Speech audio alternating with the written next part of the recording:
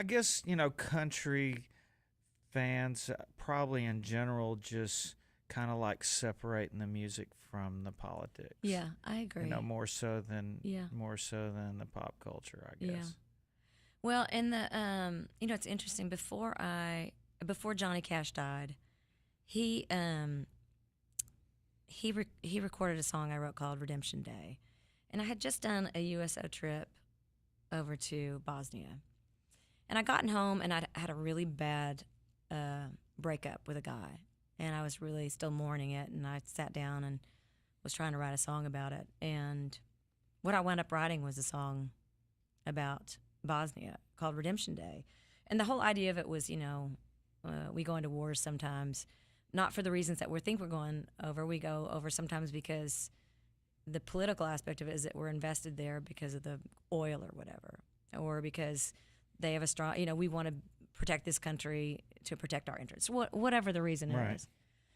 Anyway, Johnny heard that song.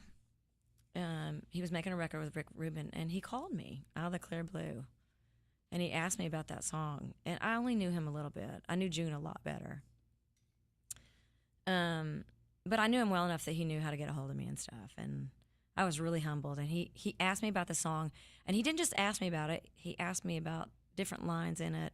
He wanted to know why I wrote the song and what it meant. And he said, this is going to be the cornerstone of my next record. I feel like it's the most important song I will have sung in years. It was really Wow. just amazing. And he How's said, that make you feel? I'll tell you, I still, when I, it's very surreal for me. And I still, when I talk about it, it's a very emotional subject for me because after he recorded it, he called me. He sent it to me. And he called me and asked me, how do you like my version? I was just like, for one thing, to hear Johnny sing something that you wrote. And I was a kid that grew up listening to my local radio station. And so to have him record it, he's, to me, the architect of not only country, but the architect of rock and roll.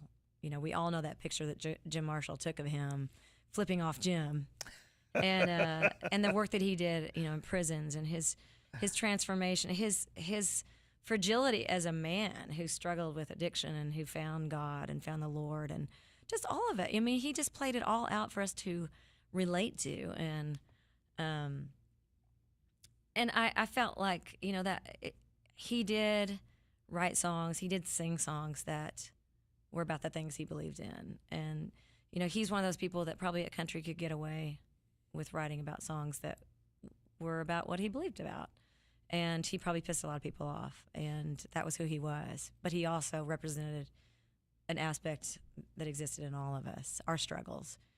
And so, I look at that and I go, okay, he gives me the right and the privilege to go ahead and share how I feel about things and know that hopefully we all accept our differences in each other and relate to the human aspect of all of us in our struggles.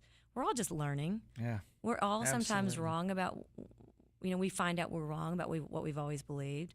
We do the best we can. What an honor, and a great synopsis of Johnny Cash too, because he really he inspired me in so many ways, and he didn't as have a bigger person. fan than me. Ugh. Yeah, and June too. I had an unbelievable experience when I first got started in '93. I did a 3-hour radio show with her, and she just told stories, and she's a fascinating woman. She could play the country, the Carter family thing, and but she was a fascinating woman.